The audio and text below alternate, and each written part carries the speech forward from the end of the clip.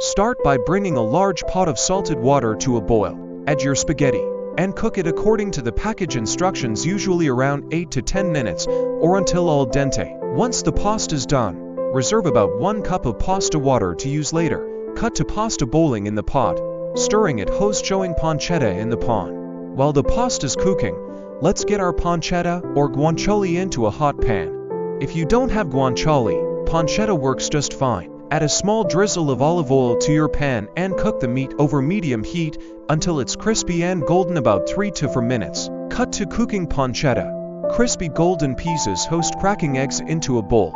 In a separate bowl, whisk together your 2 large eggs and 1 cup of grated Parmesan cheese. We want this mixture to be creamy, so add a little salt and pepper to taste. Cut to mixing eggs and cheese together, draining pasta. Once your pasta is ready, drain it, but don't forget to save some pasta water. Now, immediately toss the pasta into the pan with your crispy pancetta. Turn off the heat. We want to keep the pasta warm, but not cook the eggs directly. Cut to mixing pasta with pancetta in the pan. Pouring egg mixture over pasta. Now, while the pasta is still hot, pour the egg and cheese mixture over it.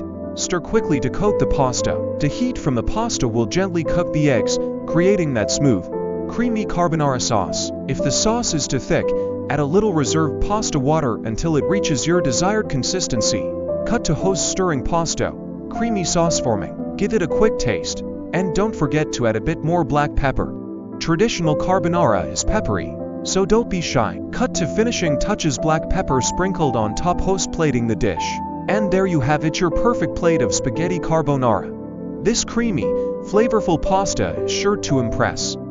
Look at that beautiful, silky sauce. Cut to close-up shot of the plated pasta.